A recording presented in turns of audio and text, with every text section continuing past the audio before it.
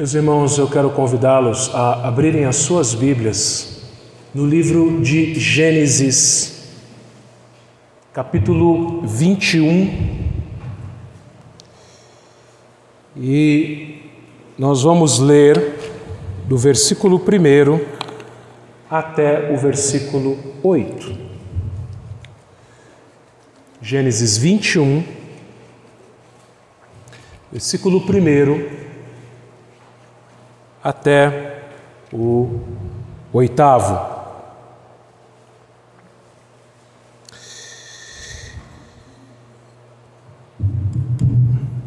Visitou o Senhor a Sara, como lhe dissera, e o Senhor cumpriu o que lhe havia prometido.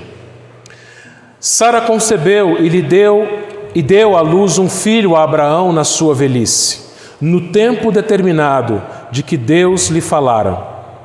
Ao filho que lhe nasceu, que Sara lhe dera à luz, pôs Abraão o nome de Isaque. Abraão circuncidou a seu filho Isaque, quando este era de 8 dias, segundo Deus lhe havia ordenado. Tinha Abraão 100 anos, quando lhe nasceu Isaque, seu filho. E disse Sara: Deus me deu motivo de riso, e todo aquele que me ouvir isso vai rir-se juntamente comigo. E acrescentou: quem teria dito a Abraão que Sara amamentaria um filho? Pois na sua velhice lhe dei um filho. Isaque cresceu e foi desmamado. Nesse dia em que o menino foi desmamado, deu a Abraão um grande banquete. Oremos. Pai Santo, nós estamos na Tua presença mais uma vez, gratos por esse momento, gratos por esse dia, gratos pela oportunidade que temos de hoje prestar esse culto solene ao Senhor. Agora, ó Deus, eu quero te pedir que o Senhor tenha misericórdia de todos nós. Misericórdia de mim, Senhor Deus, apesar das minhas fraquezas, das minhas limitações, dos meus pecados. Que o Senhor, ó Pai, me use para a Tua glória, Senhor Deus, de tal forma que o Teu povo possa ouvir e entender a Tua palavra. Que o Teu Espírito Santo abra o entendimento, abra os corações de cada um que aqui está e de todos aqueles que ouvirem esta mensagem, Senhor Deus, para que sejam edificados, alimentados, transformados pela Tua palavra. Fala conosco, Pai, o que eu te peço em nome de Jesus. Amém.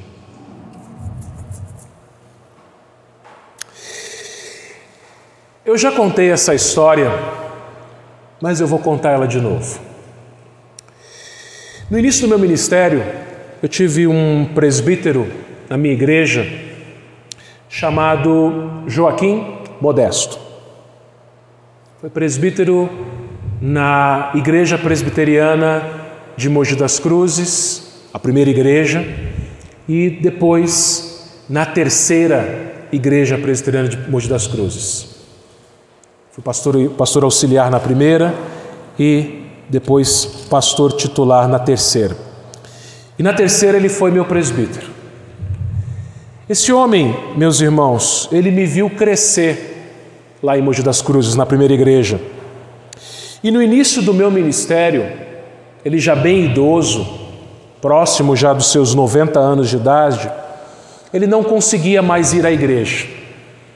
Ele estava bem doente, ele sentia dores terríveis no seu corpo.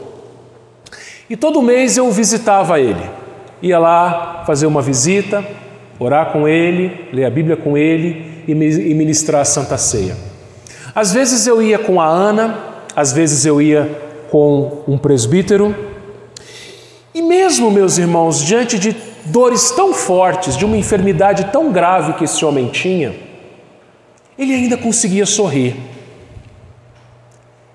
E já próximo ao final da sua vida, nos últimos meses, ele sempre me falava o seguinte: pastor, eu tenho um desejo, eu quero ir para a casa do Pai.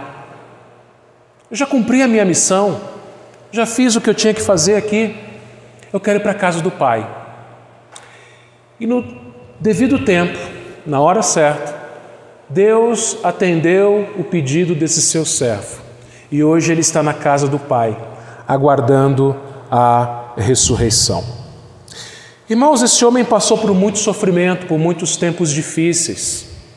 E hoje, nós também temos passado por tempos difíceis.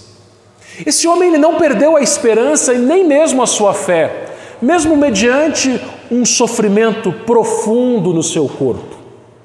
E tempos difíceis, meus irmãos, eles são assim.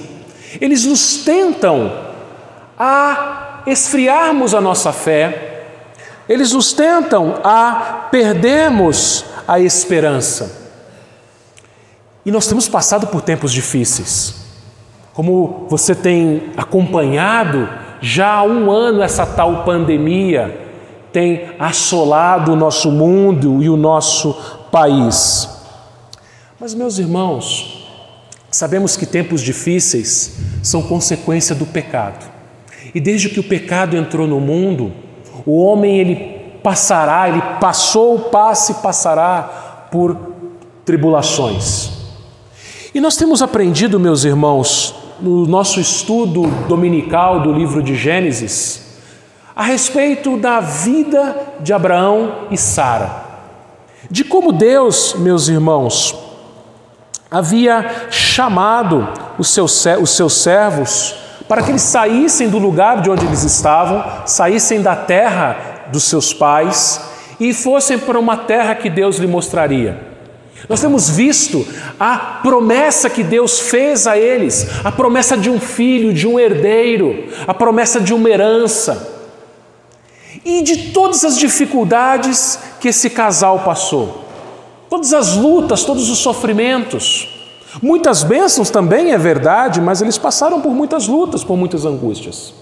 Eles pecaram algumas vezes. Domingo passado, por exemplo, nós vimos um desses pecados. E, meus irmãos, diante da demora, ou melhor, da aparente demora em Deus cumprir a sua promessa, eu disse aparente, eu vou explicar sobre isso daqui a pouco. Em alguns momentos, os servos, Abraão e Sara, fraquejaram. Em alguns momentos, a sua esperança se esfriou. Abraão, por exemplo, num dado momento, lá no capítulo 15 de Gênesis, ele pensou que não teria nenhum filho. O seu herdeiro seria Eliezer, o seu servo, o seu mordomo. Depois, Sara pensou que esse filho não viria dela, mas ela propõe a Abraão que se relacionasse com a escrava Agar, para que assim eles resolvessem do seu jeito a promessa de Deus. Mais tarde, no capítulo 18, quando Sara já tinha 90 anos de idade, ou melhor, 89, Deus ele visita a tenda de Abraão e Deus diz a Abraão que dali 1 ano Sara teria um filho. O que aconteceu? Sara duvidou. Sara ela riu, ela pensou que ela não teria capacidade na sua idade avançada de poder engravidar. E meus irmãos, no entanto, apesar de tribulações, de sofrimentos, da espera, tentar-nos a esfriarmos na fé, esfriarmos na esperança, nós precisamos crer que Deus é fiel às suas promessas e todas elas se cumprem. Nenhuma vai falhar.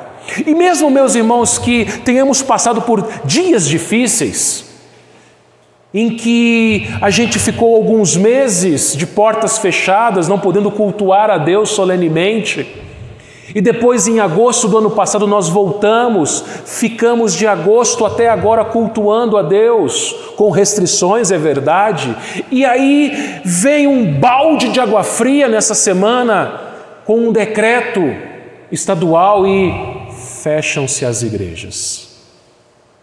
Isso pode provocar desânimo no coração de muito crente.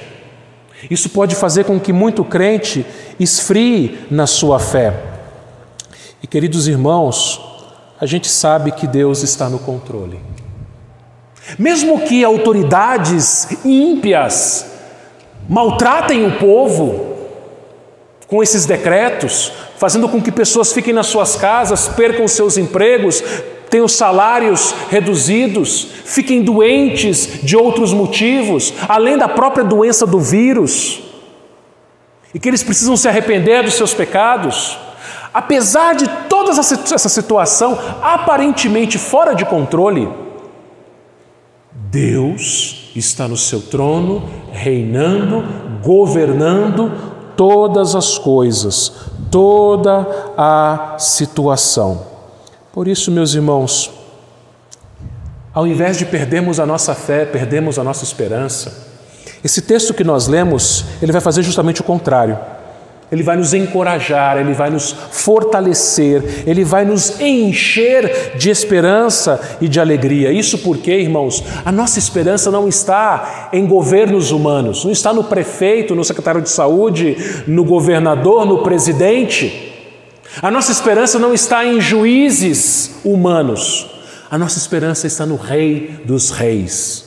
A nossa esperança está no juiz de toda a terra. E é isso que a palavra de Deus nos ensina nesta noite. Depois de tanta espera, 25 anos de espera pelo cumprimento da promessa, finalmente, Deus teve misericórdia dos seus servos e Deus cumpriu a sua promessa.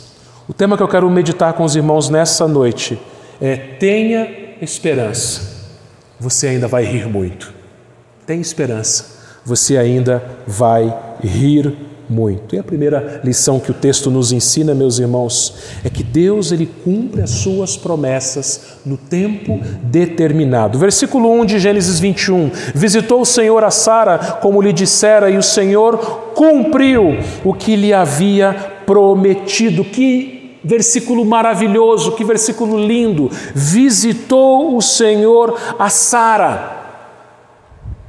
Essa palavra, esse verbo visitou na língua hebraica, a língua original do Antigo Testamento, ele significa ali uma ação, ele está num tempo verbal que aponta para uma ação completa. Um ponto pontual, uma ação completa e pontual. Fazendo um trocadilho, na hora certa, num ponto certo da história, Deus colocou um ponto final na espera de Sara. No ponto certo da história, Deus vem até Sara. Deus abre a madre de Sara. Deus visita Sara. Deus age no corpo de Sara.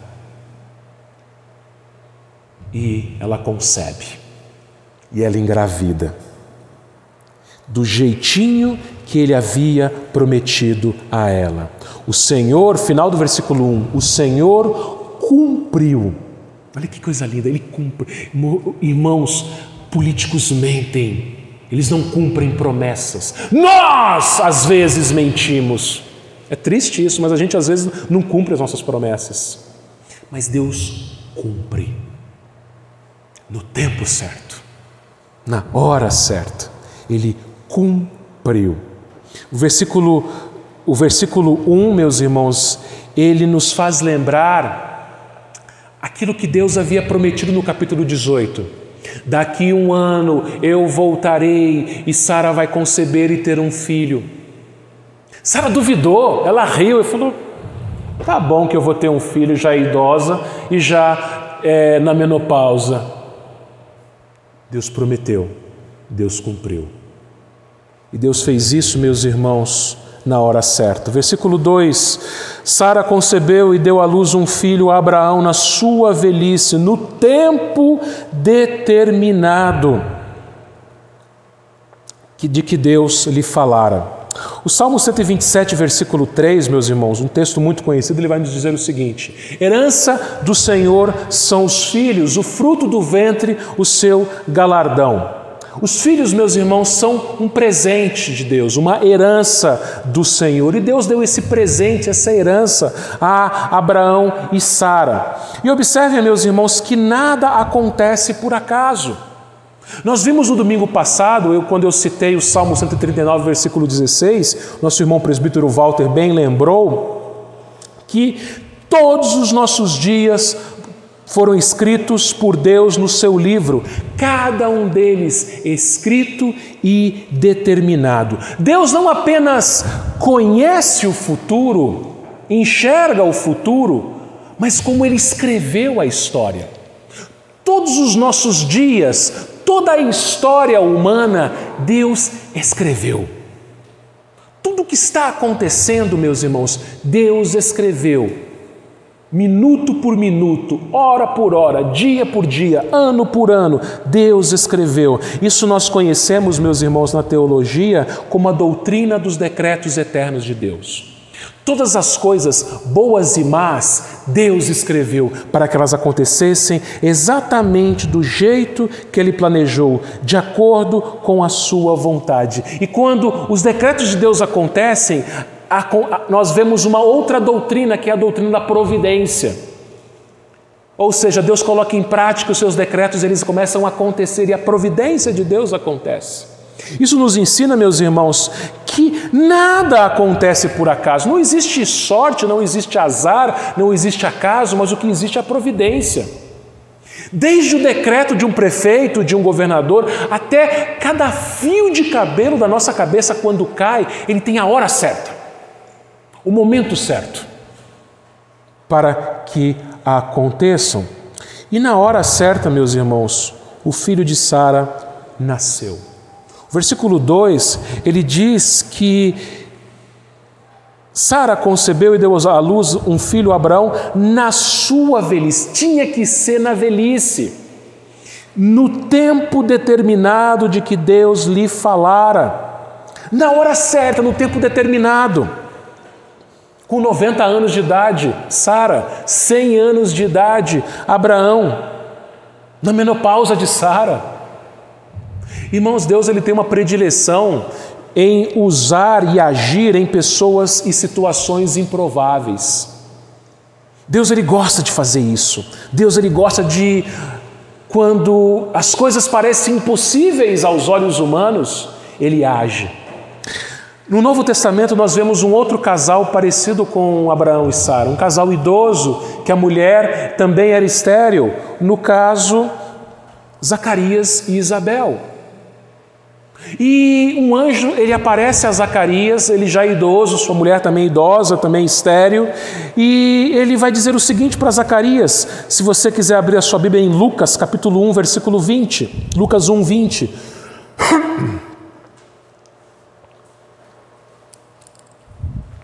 Em Lucas 1, 20, capítulo 1, versículo 20, o anjo disse o seguinte para Zacarias: todavia, vamos entender o contexto, no versículo 19, Zacarias ele pergunta para o anjo: como é que eu vou ter um filho? Eu sou velho, minha mulher já é velha.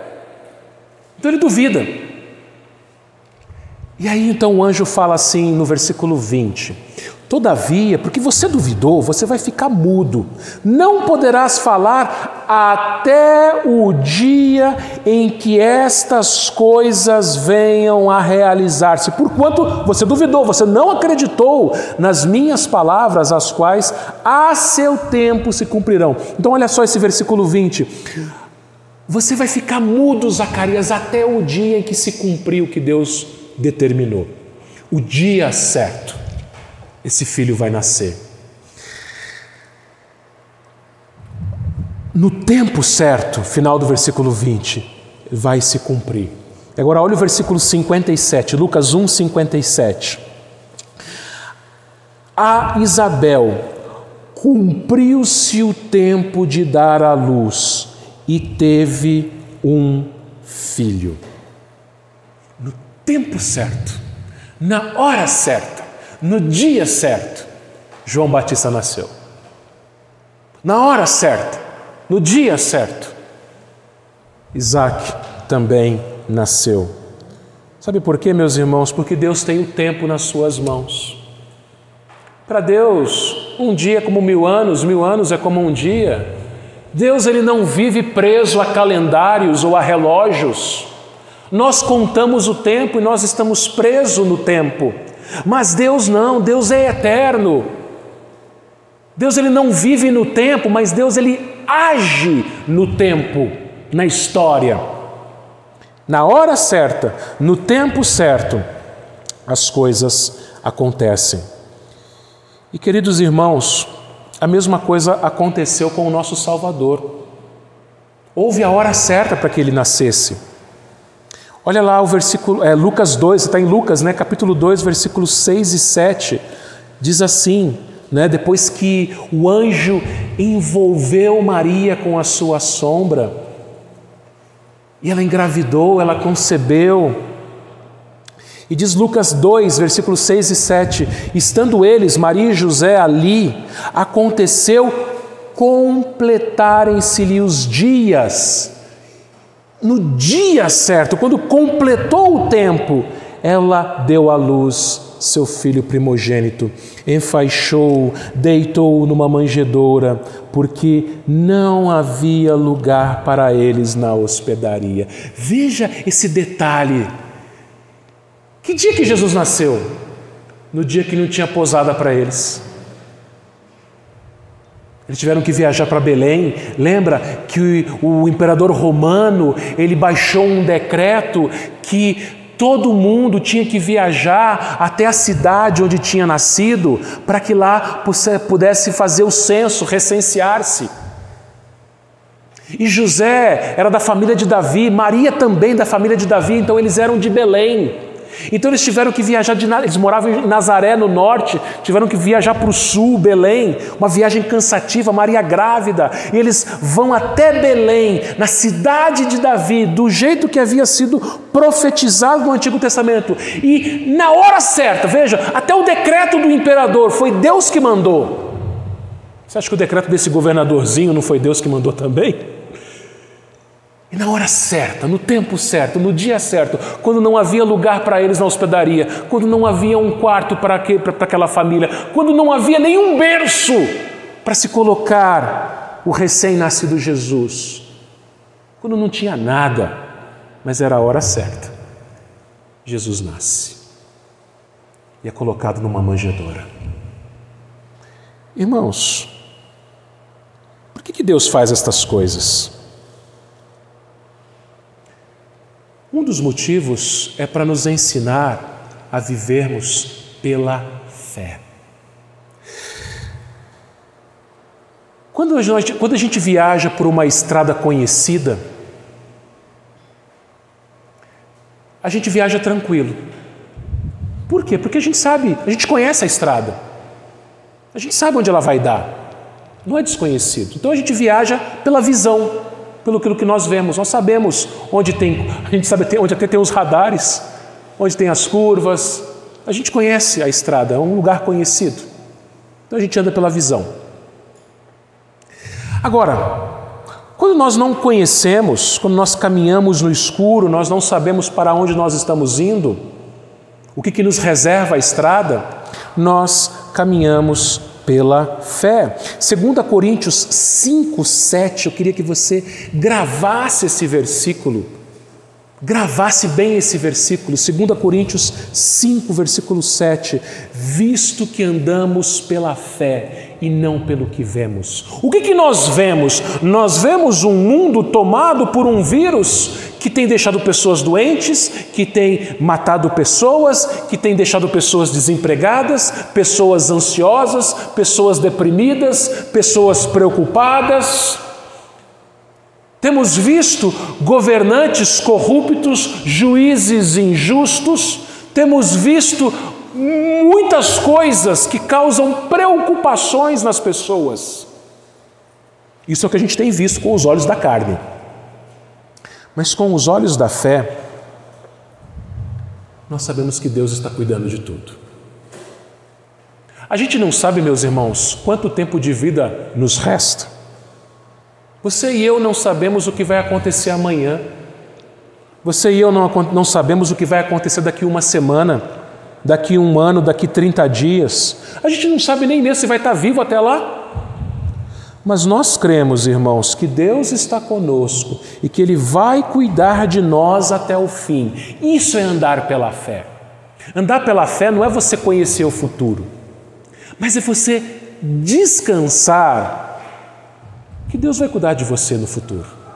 assim como Ele cuidou no passado e está cuidando no presente.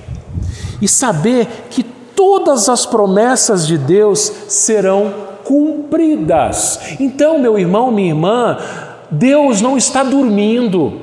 Deus não está de braço cruzado vendo toda essa situação acontecer, igrejas serem fechadas, comércio sendo fechado, pessoas perdendo emprego, pessoas ficando doentes, pessoas passando fome até, pessoas morrendo. Deus não está dormindo ou de braço cruzado como se Ele não tivesse preocupado ou nem aí com as coisas que estão acontecendo. Não, Deus está agindo. Jesus ele disse lá em João 5,17, meu Pai trabalha até agora e eu trabalho também. Deus está trabalhando. Tudo o que está acontecendo faz parte dos decretos de Deus, faz parte da providência de Deus. Então creia nisso, meu irmão.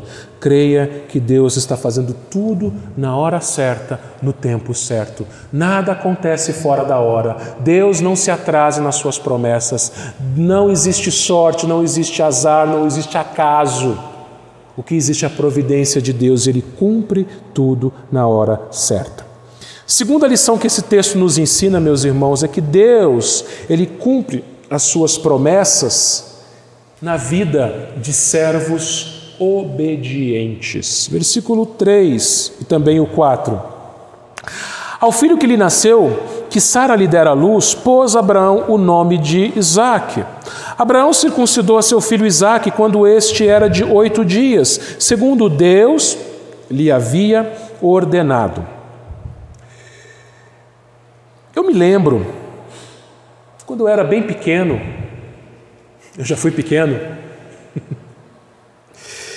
eu tinha lá os meus 6, 7 anos de idade, e num domingo, na escola dominical, eu ganhei uma revista de escola dominical, uma revista novinha.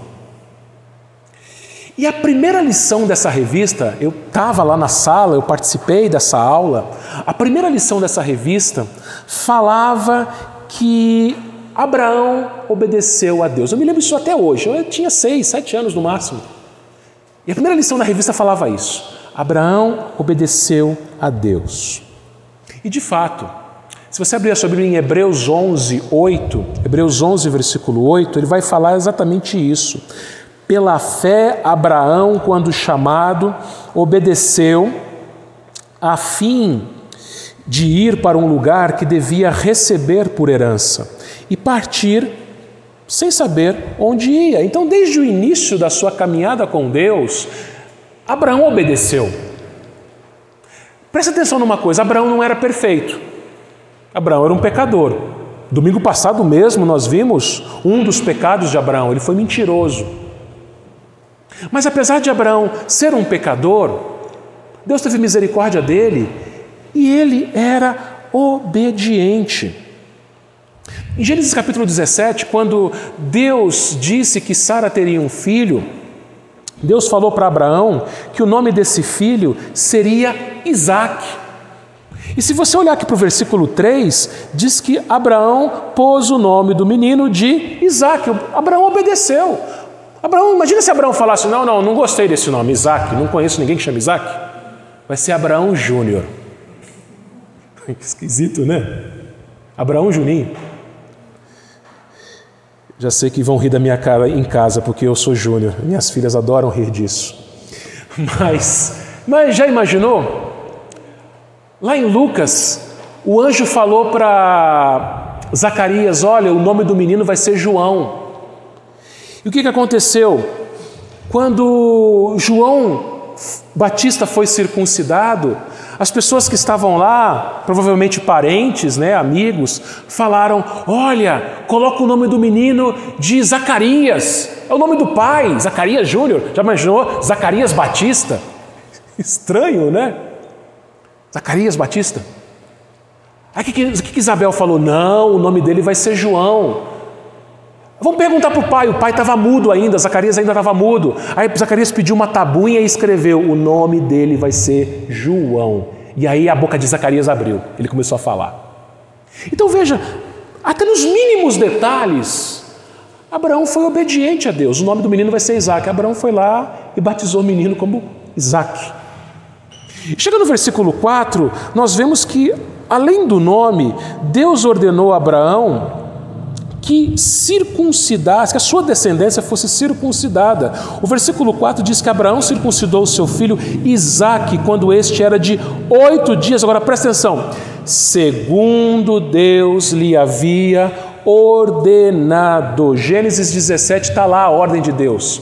Deus estabeleceu aliança com Abraão e Deus falou para Abraão o seguinte: todo macho na sua casa com 8 dias será circuncidado. Esse será o sinal da aliança. O sinal da aliança era feito na carne dos meninos.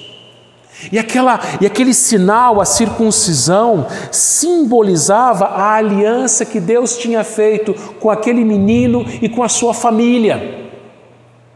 E quando a gente chega no Novo Testamento, irmãos, a circuncisão, graças a Deus, é substituída pelo batismo.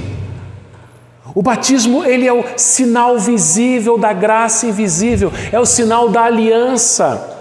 Por isso que nós, presbiterianos, batizamos os nossos filhos. E deixar de circuncidar, meus irmãos, era algo tão sério que lá em Gênesis 17, versículo 14, Deus disse a Abraão que aqueles que não fossem circuncidados seriam eliminados por Deus. Lá na sua casa, você leia uma história que está em Êxodo, capítulo 4.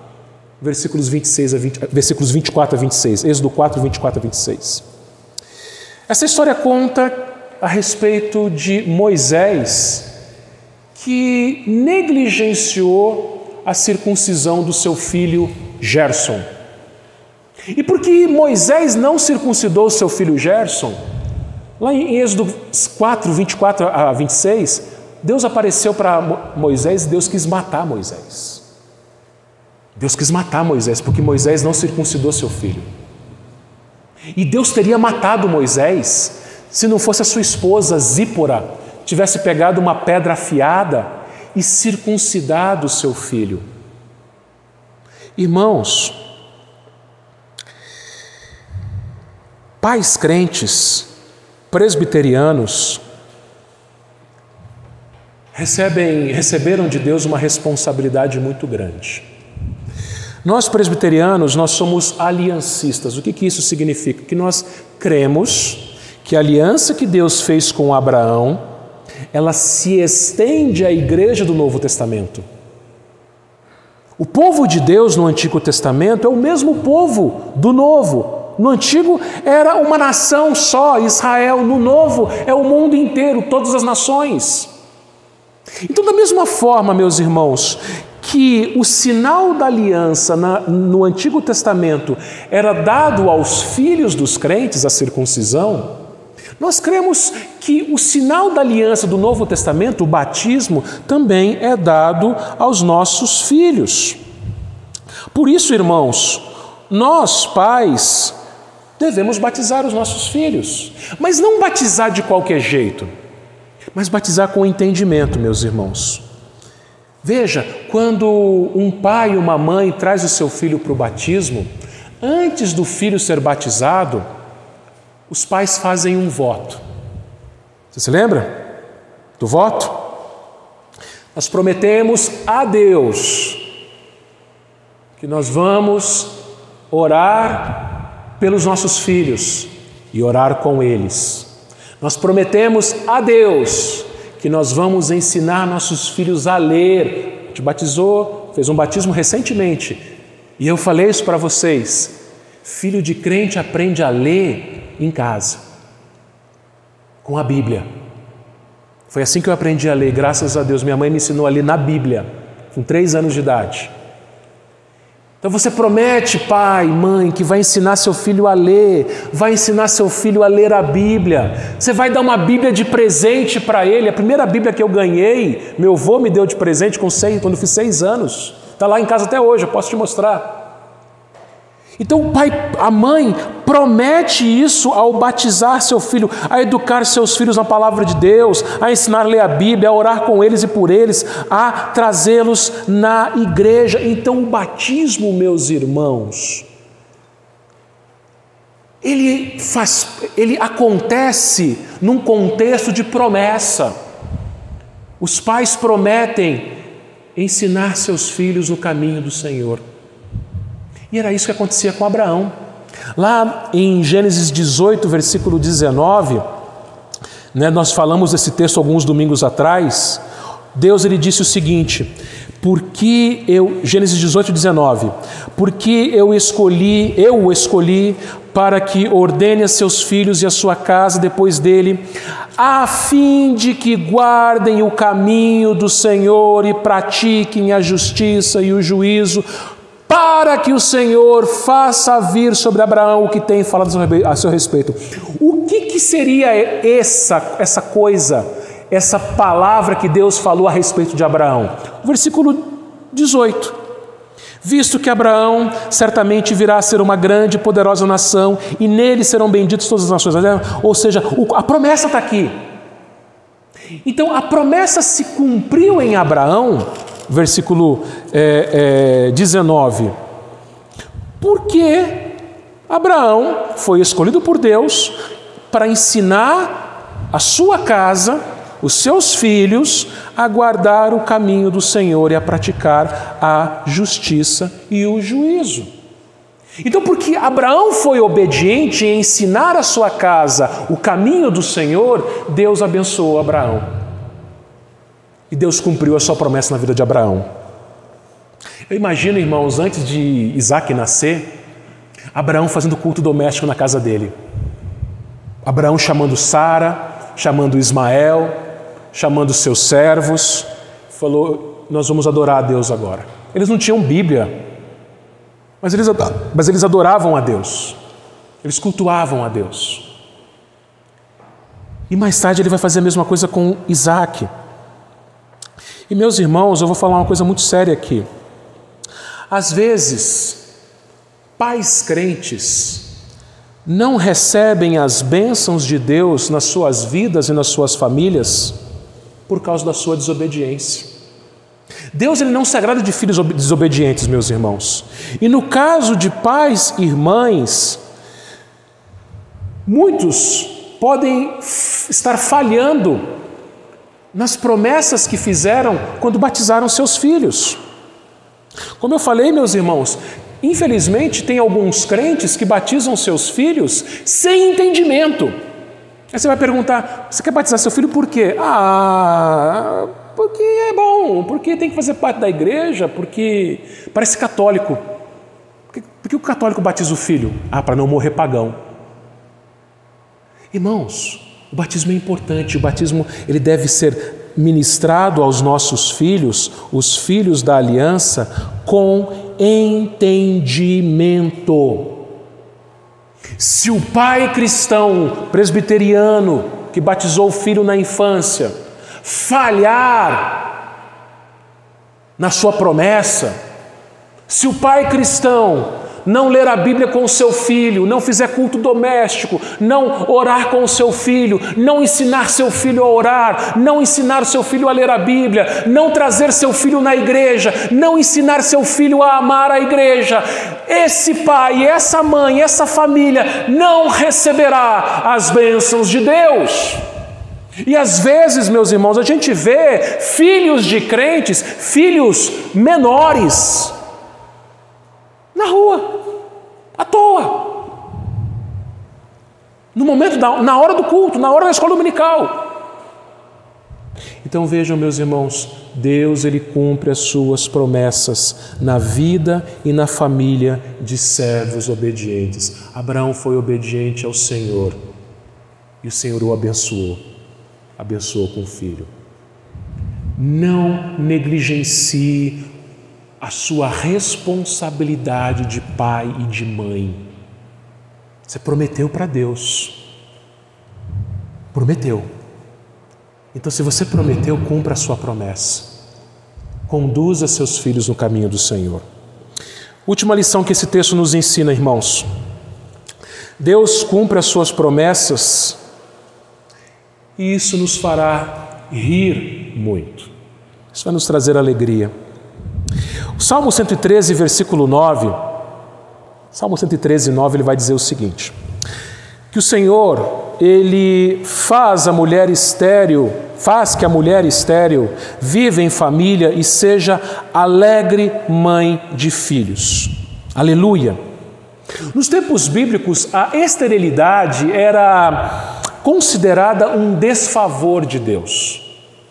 Então, se conforme o Salmo 127, nós lemos que os filhos eles são herança do Senhor, uma mulher estéril, nos tempos bíblicos, ela entendia que ela não tinha recebido herança de Deus, não tinha recebido bênçãos de Deus. E mulheres estéreis na Bíblia, às vezes, eram infelizes. Nós temos, por exemplo, o caso de Raquel. Raquel era amargurada por não ter filhos. Depois, mais tarde, Ana também tinha amargura no coração porque Deus não havia lhe dado filhos. Mas quando Deus abre o ventre de uma mulher estéril, Salmo 113, versículo 9, diz que ela viva em família e seja alegre. A maternidade traz alegria. Alegre mãe de filhos. E queridos irmãos, a nossa geração, o nosso tempo, é um tempo tomado pelo feminismo. E as feministas, elas vão pregar que a mulher ela deve se libertar da maternidade, afirmando que uma mulher que é esposa, que é mãe, que é dona, que cuida da sua casa, ela é oprimida pelo seu marido. E é isso que o mundo sem Deus tem ensinado às nossas filhas. É isso que alguns professores e algumas professoras, não todos, é claro, mas alguns, têm ensinado às nossas filhas. É isso que alguns youtubers, algumas pessoas na internet, têm ensinado às nossas filhas. É isso que alguns filmes e até desenhos têm ensinado às nossas filhas, que a mulher tem que ser independente do homem, que a mulher tem que ser empoderada, que a mulher tem que ser dona do seu próprio nariz. Mulheres que defendem a todo custo o aborto, porque se a mulher engravidar e depois amamentar, ela vai ficar feia. Eu imagino se uma feminista dos nossos dias viajasse no tempo e fosse visitar Sara. E essa feminista chegasse para Sara e falasse: mulher, deixa de ser boba, você vai engravidar. Você é bonita, lembra? Sara era bonita. Você é bonita, você vai engravidar, você vai ficar feia. Eu acho que Sara ia botar essa feminista para correr. Porque, irmãos, o que a Bíblia ensina a respeito das mulheres? Que a mulher ela foi chamada por Deus para ser serva. Do mesmo jeito que o homem foi chamado por Deus para ser servo. Homens e mulheres perante Deus possuem o mesmo valor. O homem não é melhor do que a mulher não é pior do que o homem não é pior do que a mulher não é pior do que o homem. Eles têm o mesmo valor perante o Senhor. Eles possuem características diferentes. Eles possuem papéis diferentes. Graças a Deus que somos diferentes, né? Graças a Deus somos diferentes. Mas em questão de valor, somos iguais. O homem não é melhor do que a mulher não é pior do que o homem não é pior do que a mulher não é melhor do que o homem. E como eu falei, quando nós somos servos e servas obedientes, Deus nos abençoa e nós somos felizes. Quando Sara pegou o pequeno Isaac nos seus braços, ela riu. Ela não ficou preocupada. Ai, agora eu sou mãe, eu vou ficar feia. Tem mulher que pensa isso, sabia? Ela riu. Versículo 6, Gênesis 21, versículo 6. Disse Sara, Abraão tinha 100 anos, né? E disse Sara: Deus me deu motivo de riso. Ela ficou muito feliz. Ela riu. Um ano antes, lá em Gênesis 18, versículo 12, ela riu, só que de dúvida. Gênesis 18, 12, nós lemos o seguinte: riu-se, pois, Sara no seu íntimo, dizendo consigo mesma: depois de velha e velho também meu senhor, terei ainda prazer? Sara duvidava que Deus cumpriria a sua promessa. Ela duvidava que, sendo idosa, já na menopausa, Abraão também idoso, eles pudessem ter um filho. E qual foi a resposta de Deus lá em Gênesis 18:14, que é um outro versículo que eu queria que você gravasse bem? Acaso para o Senhor a coisa demasiadamente difícil? Sara, você acha que é difícil para mim? Deus disse. Uma mulher de 90 anos ter um filho? Você acha que isso é difícil para mim? Sara, você está duvidando do El Shaddai, o Deus Todo-Poderoso? E alguns de nós, meus irmãos, somos como Sara no capítulo 18. Ficamos ansiosos, preocupados, com medo, sem esperança, com preocupações, com angústias no coração, conta para pagar, enfermidades, problemas em casa, com o marido incrédulo, com a esposa incrédula, com filhos longe dos caminhos do Senhor. A lista é grande. Talvez você tenha perdido a esperança. Talvez você esteja aí no seu lugar pensando da mesma forma que Sara, lá em Gênesis 18. Tá bom, eu vou ter um filho com 90 anos. Talvez você fale assim, tá bom que Deus vai resolver o meu problema. Isso não tem jeito. Pastor, o senhor está falando aí porque você não conhece o meu problema. O senhor não conhece a minha enfermidade, a gravidade da minha enfermidade. O senhor não conhece os problemas na minha casa, no meu trabalho. O senhor não conhece a minha vida, o meu sofrimento. Tá bom que Deus vai intervir nessa pandemia. A coisa está piorando, gente está morrendo. Aí eu pergunto para você, acaso para o Senhor a coisa é demasiadamente difícil? Responda para mim e responda para si mesmo. Sara duvidou, mas Deus teve misericórdia de Sara. Sara riu de dúvida um ano antes. Um ano depois, Sara ria novamente, mas não de dúvida, mas de alegria. O versículo 6, na segunda parte, ela disse o seguinte: todo aquele que ouvir isso vai rir-se juntamente comigo. Imagina a casa cheia. As pessoas vendo Sara rindo. E as pessoas começavam a rir também. Todos rirão comigo. No versículo 7 ela acrescenta: quem teria dito a Abraão que Sara amamentaria um filho? Pois na velhice lhe dei um filho. Você já viu alguma mulher de 90 anos amamentando? Ou grávida? Irmãos, isso é bem propício, porque o nome Isaac significa justamente isso, riso. Eu vi um certo pregador, quando pregou esse texto, dizer o seguinte, que num dia normal, em média, uma criança ri 150 vezes. E um adulto somente 15 vezes. Isso é média. E eu acho que ele tem razão, é possível, porque as minhas filhas vivem dizendo para eu rir mais. A gente cresce, fica adulto, sério, sisudo. Não, sou adulto agora, e tenho problemas, tenho minhas responsabilidades de adulto, tenho coisas para resolver, contas para pagar, tenho trabalho para fazer. A gente é assim, meus irmãos, mas esse texto tem me ensinado, e espero que ensine a todos aqui, que nós devemos sorrir mais, nós devemos rir mais. O cristão, ele sorri. E o motivo da sua alegria, o motivo do seu sorriso não está nas circunstâncias. Se você olhar para o nosso mundo hoje, não há motivo para sorrir.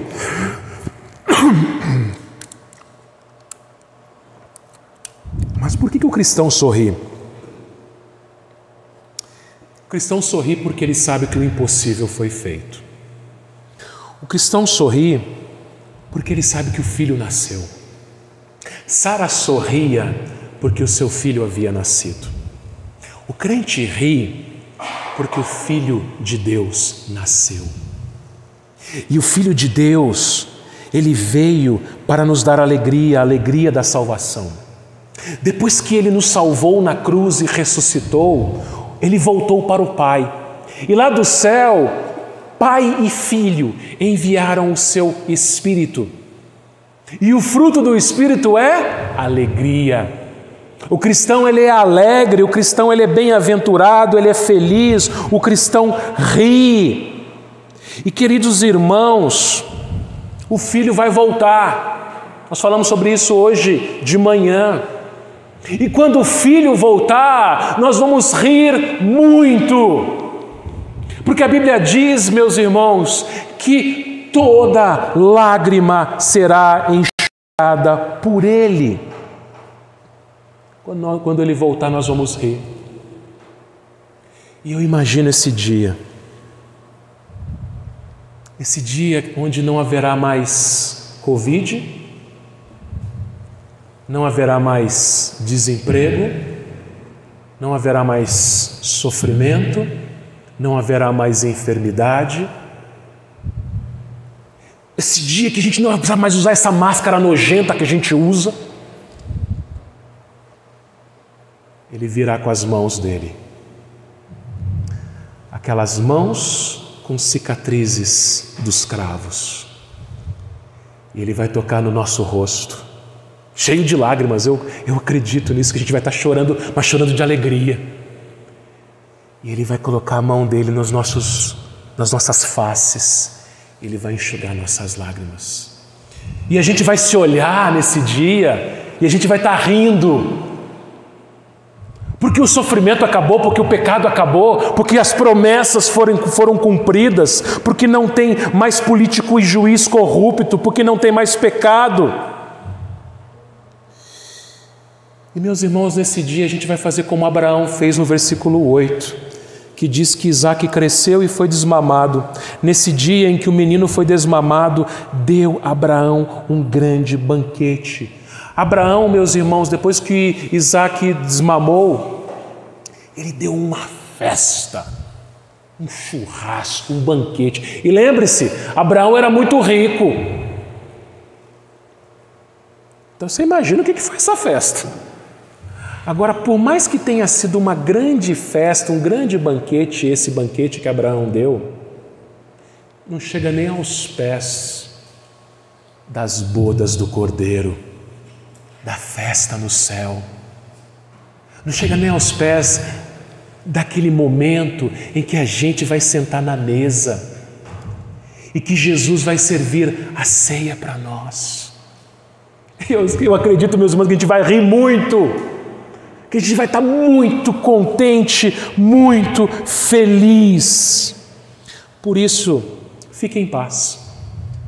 Fique em paz.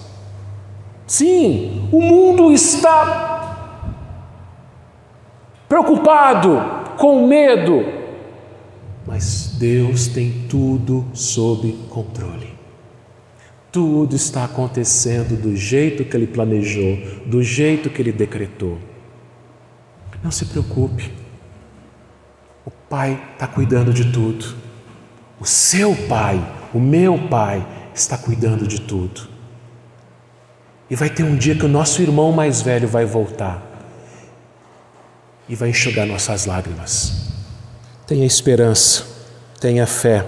Nós vamos rir muito.